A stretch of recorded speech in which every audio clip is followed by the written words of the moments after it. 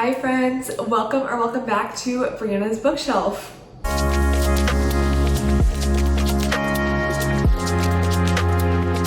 So today we're starting a very exciting vlog, and that is reading booktubers' favorites of 2025. So I have picked out 4 booktubers that I love and watch, 4 of my favorite booktubers who made best books of 2025 videos, and I am going to be reading their favorites for this vlog and seeing what I think. So we have 4 channels that are going to be featured in this video. First is Angel from Angel Can't Read.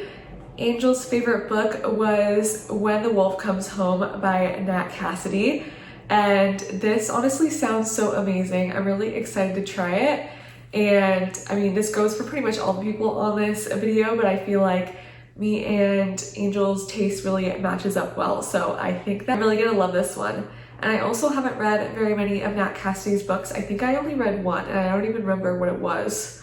So very excited to dive into his world. Then from Sarah from Wicked Readings Best Books of 2025 list, I will be reading Where I End by Sophie White. And I think that Angel also really liked this book. So I have really high hopes for this one since Sarah and Angel both enjoyed it. And I feel like Sarah's tastes align a lot with mine, and all of her recommendations that I've tried I've absolutely loved. I mean, my favorite book of 2025 was a recommendation from one of her videos. So I just really think I'm gonna love this. And I've heard that this is pretty dark and somewhat gross, and I'm interested to see whether I like it or not. Then from Alicia Runs and Reads, Alicia's favorite book of 2025 was Sour Cherry by Natalia Theodoridou, I think is how you say the author's name.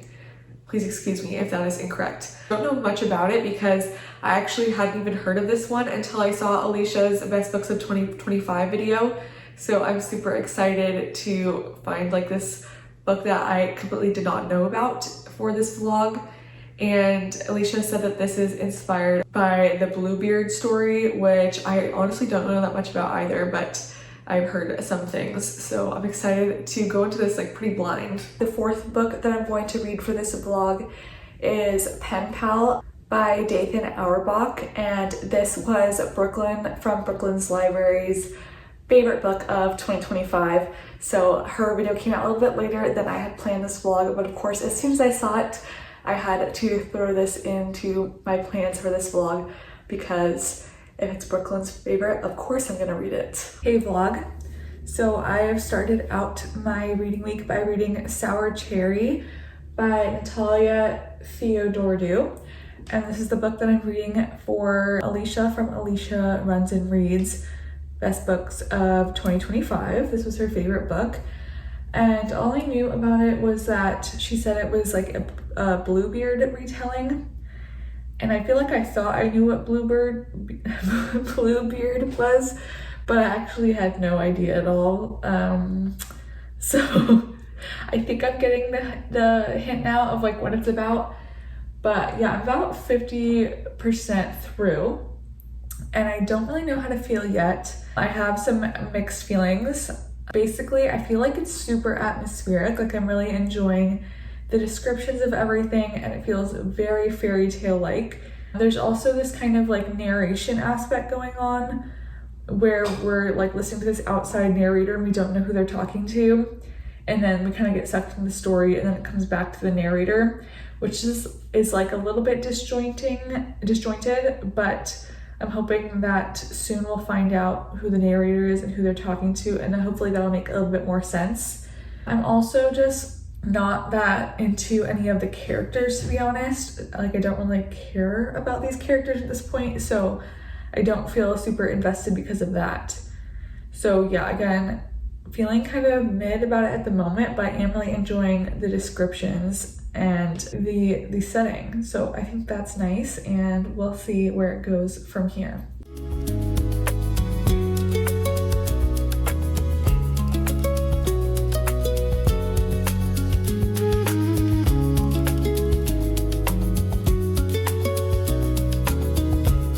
Hey vlog. Yesterday I ended up finishing Sour Cherry and it was a pretty fun day. I also went on like this long park walk, which was super nice. It was very beautiful, very warm. It's been like warm and sunny. Well, like warmish. I mean, warm is like 50 degrees, but yeah, a little bit too warm for winter. And also, what did I do? Oh yeah, I ended up going on a cute little drink date with my boyfriend, and that was super fun. We went to like this local dive bar and I love it there. It was so fun.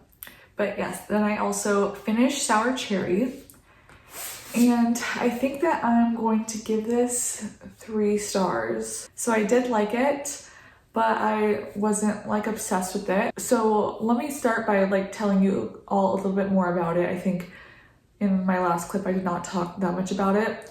So to start, we're following this woman, Agnes, who goes to basically work for this family as a wet nurse, and she ends up like taking care of this child all the way from childhood to adulthood. And he is like this boy who has these kind of darker or violent tendencies in a way that they're quite like implicit, and his parents are kind of afraid of him a little bit, but Agnes just loves him and cares for him anyway. We're following him as he goes into adulthood, and we learn about his different relationships, and there is big themes of domestic violence, just generally violence against women. So those are kind of the main themes. And I didn't know much about Bluebeard before I read this, and I feel like one of the things I did not love about this was that it was very repetitive, I felt. But at the same time, I could definitely see how that added to the story and like connected it with Bluebeard. Still, it just like detracted from my enjoyment because I felt like I was getting a little bit bored. Also, the narration style was pretty hard for me to follow. I understand again why that choice was made, but it was not a choice that I really enjoyed or that worked well for me. So I, again, liked this. I felt like it had very much a fairy tale vibe to it, a dark fairy tale. And a lot of the descriptions of like the forests that they were near and the houses that they lived in were very nice and gothic. But again, I just felt myself getting bored and it felt very repetitive, and a little bit felt like, okay, I get the idea, but again, that was just my experience. Happy to have read it, so glad that Alicia had it as her favorite book of the year so that it could inspire me to pick it up. Next, I'm going to be picking up When the Wolf Comes Home by Nat Cassidy, and this is Angel from Angel Can't Read. This is her favorite book of 2025, and I feel like she just has elite horror taste, so I'm super excited to try this. I also have read a Nat Cassidy book. I don't remember the title right now, but I feel like I felt somewhat mid about it. But I've heard so many good things about his works that I'm hoping this one goes better for me, and I feel quite excited. I know next to nothing about it. I see that there's clearly a wolf on the cover and in the title, so I'm guessing this has to do with werewolves, but we're gonna find out.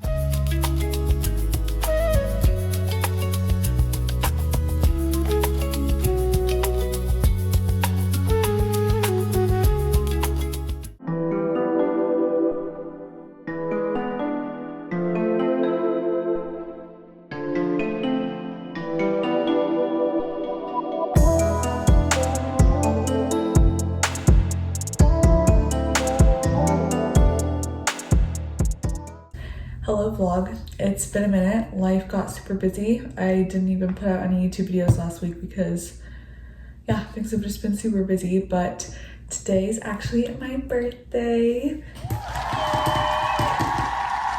I'm so happy. Yeah, it's been a great day. It is a Monday, so not the best day to have a birthday, but it's okay. It's still been a good time, and I spent the whole weekend celebrating. So on Saturday, I had a really fun birthday party and had my friends over, and it was 70s themed, so we all dressed in like 70s outfits and listened to classic rock, and then had a little cake that I made and went out to some bars. I didn't end up taking any videos of that, but I took lots of pictures, so I can pop up some pictures here to show you all. And then I had a really lovely day yesterday too.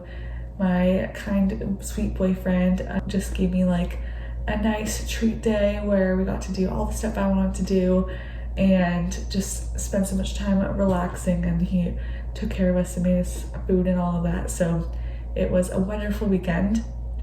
And today I've just been working, and I am about to get ready to go out to dinner with my parents, which will be super nice. We're gonna go to one of my favorite restaurants, and I'm so excited to eat some Italian food. But I desperately need to do a book check-in because I have finished When the Wolf Comes Home by Cassidy, and I never even gave you all a middle of the book update. I just like got too busy and read this pretty quickly. So I really enjoyed this. I ended up giving this 4 stars, and this is like such an interesting book. I feel like it's kind of hard to describe. It starts out with kind of a werewolf vibe. So essentially we're starting out with our main character, Jess. She is like in her 20s and she lives in LA. She wants to become an actress, and she works at a diner currently. So yeah, you know, struggling 20-something aspiring actress.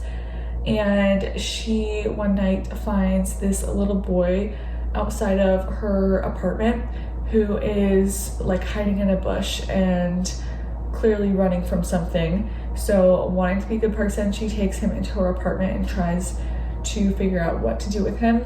But quickly she finds out he is running from his father, and then this giant wolf-like creature appears, and things get super weird from there. And this goes in such an unexpected direction. I feel like, knowing obviously from the title that this was going to be about werewolves, I didn't really know what to expect. So yeah, it gets pretty bizarre and speculative, but I really enjoyed that. I loved our main character, Jess. She just felt so relatable, and as someone in my 20s, I feel like I could see myself in her, in like the way that she was just like making decisions and stuff, and I really liked being in her head. And she also had like her own father issues that she was dealing with, so it definitely has a lot of commentary on just fathers in general. And yeah, it was really, really interesting. There's also so much questioning of like, what is the right thing to do in these situations? And yeah, I don't know, this is just really amazing. I'm so happy that I liked this because I unfortunately did not love Nestlings, the other book from Nat Cassidy I've read, that I just felt kind of like detached from. This pulled me in way more. This kept my interest. I wanted to know what happened next, and it was just like always something crazy happening, and I loved these characters. So this was a big success, and I'm so glad that I read it. Next, I'm planning to read Where I End, which is Sarah from Wicked Reading's best book of 2025. And I believe Angel also liked that one, and I feel like I've heard a lot about it at this point, and so I'm really excited to get into that.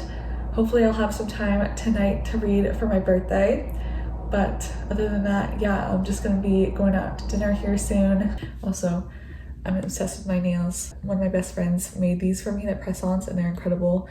I lost this one, but well, I didn't lose it, it's just right here. I need to put it on before I go to dinner. Hi vlog. So I started reading Where I End by Sophie White.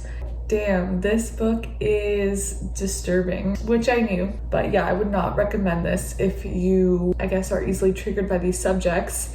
It's deeply horrifying so far, but it's very terrifying in like a way that I've not really read other books that are this disturbing, honestly. I feel like what would come close maybe is Tender as the Flesh, like gave me a similar feeling because it felt like it was horrifying in a way that was almost kind of realistic, but this is horrifying in a way that's actually like real, like this is people's lived experience, it feels like.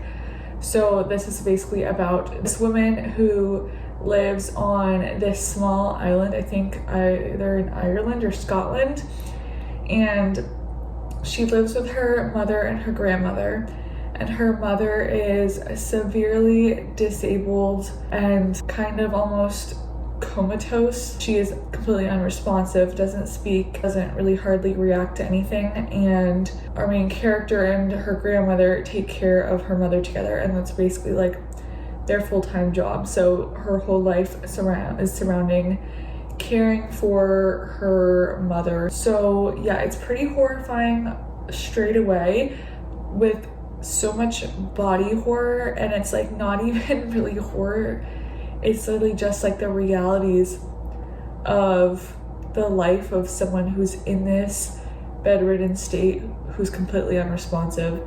And it's like the kind of thing that I feel like everyone is kind of scared of to a degree, and no one really wants to talk about that.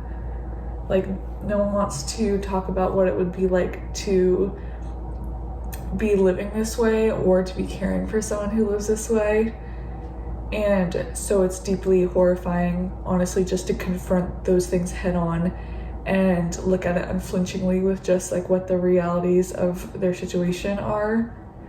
And of course, I've not had this same lived experience that the main character is having, but it does remind me of experiences I've had in my life. Having your health fail and being dependent on others is terrifying, and being the one who is in the caregiver role is also somewhat terrifying. The author really explores kind of like the ugly emotions that come with being that caregiver role, and our main character, she even after years of this resorts to calling her mother it, or the bed thing, which is just truly disturbing and horrifying, but it's also something that I can understand on a level. Yeah, this is hard to talk about. It's deeply, deeply disturbing. And I don't know where it's gonna go from here, right? Like what the plot of the book is or how things might change. But yeah, I can see why this is popular, or at least why some of my friends have enjoyed it, because it really is truly terrifying and disturbing. And yeah, it's a hard read, but it's well written and I'm enjoying it so far. Hi vlog. I wanted to give you an update on where I end, because I am close to being finished. I think I'm like between halfway and 2/3 the way through this, and I'm really, really enjoying it. It's definitely very disturbing and covers like really dark topics.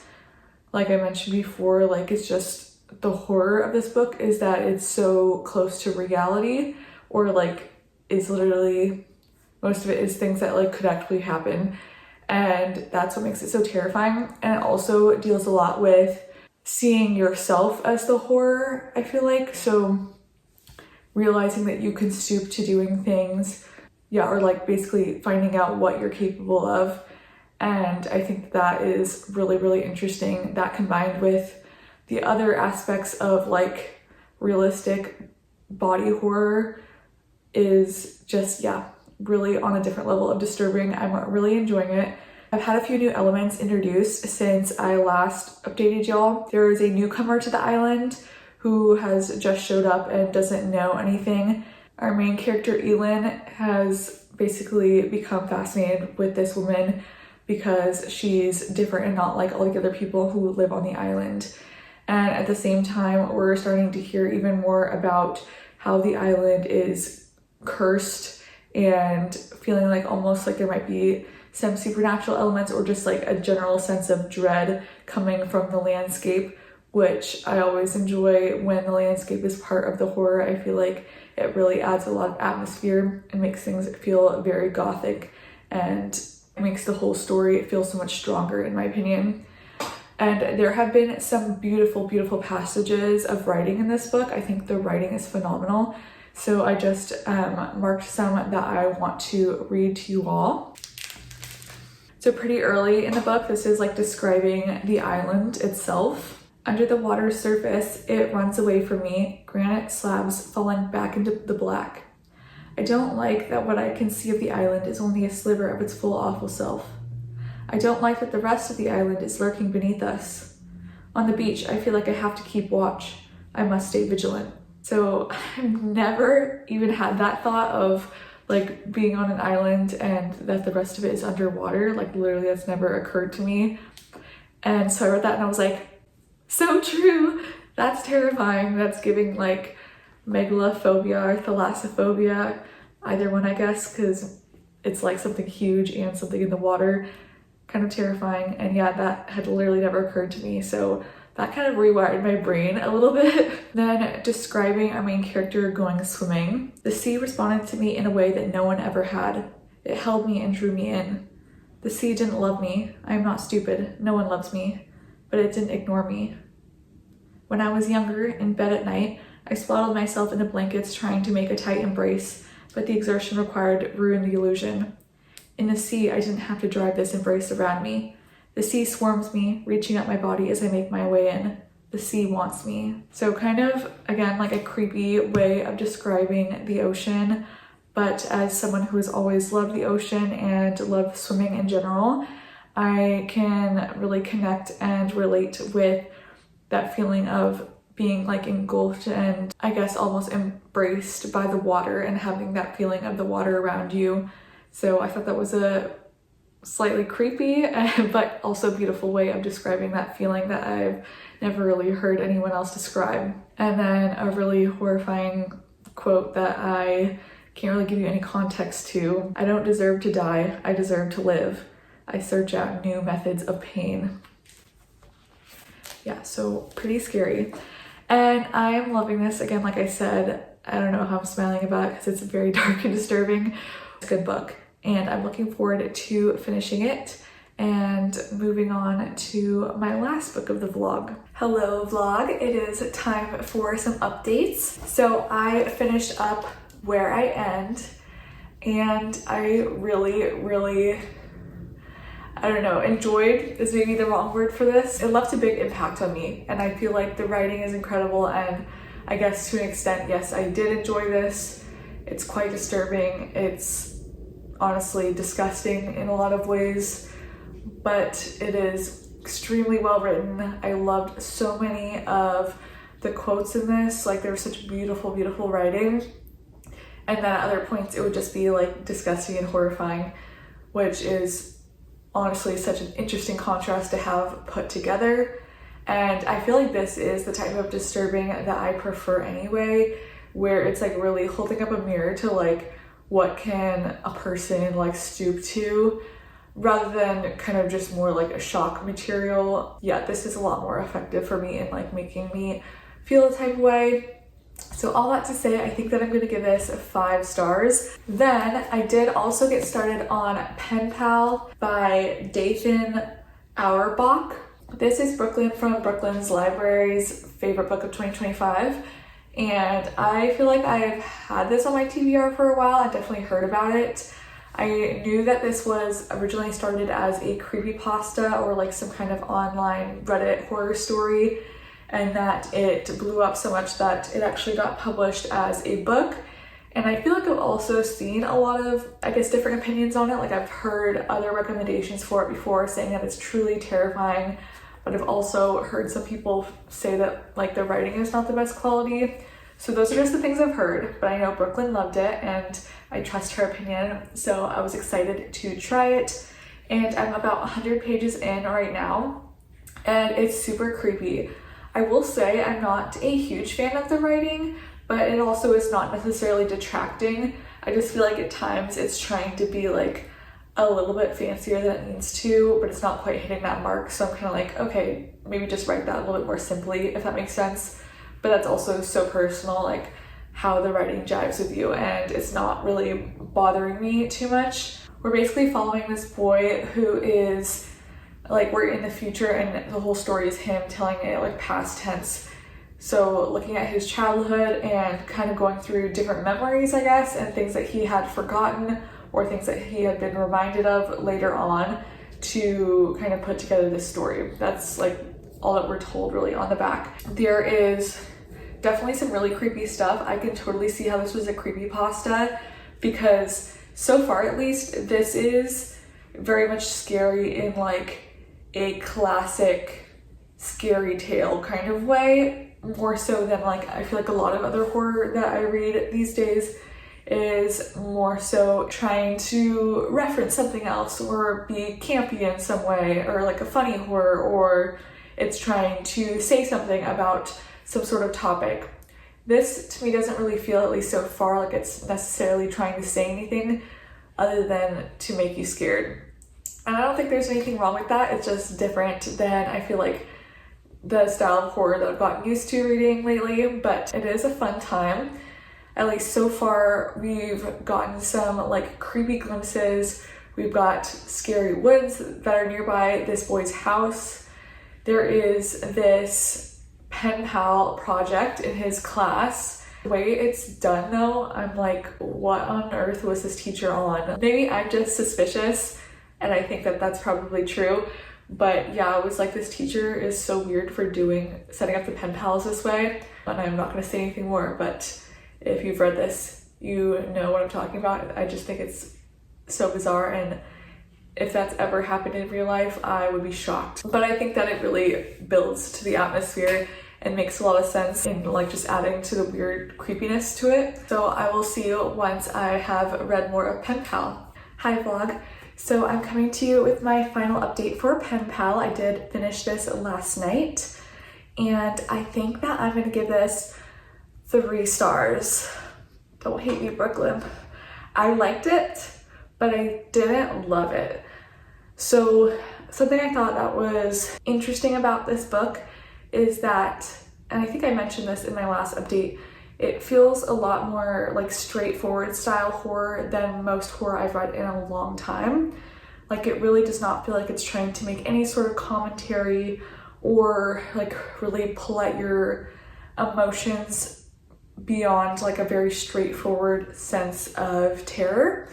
And I don't think that there's anything wrong with that. I think, you know, it just makes it a different kind of book than a lot of other horror that is trying to make more commentary or connect with you on different emotional levels. And it reminded me a lot of kind of like a campfire type of tale, where it very much, the whole cadence of the story felt like someone is telling this to you, which makes a lot of sense in a few contexts. I think that just the way that the book is set up is exactly like that. Like, our main character is telling us what has happened from the future and like telling about his past in different, somewhat out of order segments. And I feel like the fact that this started out as a Reddit story really makes a lot of sense for that storytelling style as well, that it was, you know, written down in a series of posts. I can completely see that. And I did enjoy it. I thought it was scary, very creepy.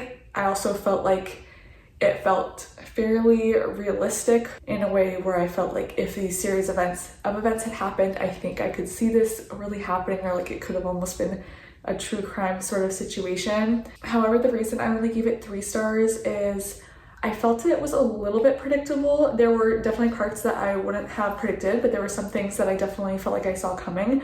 And when they happened, they didn't particularly have a ton of impact on me.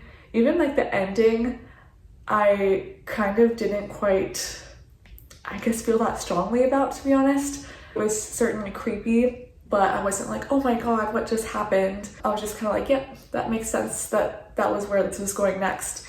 And I feel like there was also a lot of questions I had that were left unanswered. Some of them did bother me just a little bit in this book, things that weren't quite explained, or yeah, just didn't really add up for me. And there are a few parts of the story I actually would have liked to see expanded on too.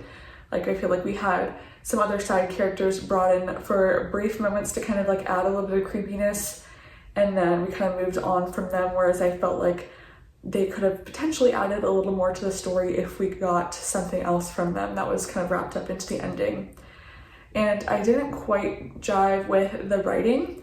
I definitely don't think it was like badly written, but I think at times, especially near the beginning of the book, it was trying to be a little bit more, it was trying to like talk itself up a little bit more than it needed to. Like, ultimately, with the way I've been describing it, it does read like a campfire tale, so I feel like that the writing should have been fairly straightforward, but it just tried to do a little too much, especially in the beginning. Like, I know there was a portion where it was talking about memories and being like, this is what memories mean to me, and like trying to become existential when really like that's just not the flavor of the book. So I feel like it detracted a little bit for me for it to try to do that when then it didn't hit on that feeling, if that makes sense. I don't know. So I did enjoy this. I had a fun time, but it was not necessarily a favorite for me or something that I will think about or that will stick with me for a whole long time, but it was a fun time and something that I think would be a great read for October or anytime you want a little creepy thrill. So again, the books that I read in this vlog and the ratings I gave them were Sour Cherry, which I gave 3 stars, When the Wolf Comes Home, and I gave that 4 stars, Where I End, and I have given that 5 stars. That was my most favorite of this vlog. And then lastly, I read Penpal and gave it 3 stars. So I had a fun time with all of these. I'm glad that all of these lovely ladies put these books on their best books of 2025 so that it gave me the little urge to pick them up and try them out. And if you don't already, please follow all of their channels. They're lovely creators with awesome content and really good reading taste. And I will see you all in the next one. Thanks for watching.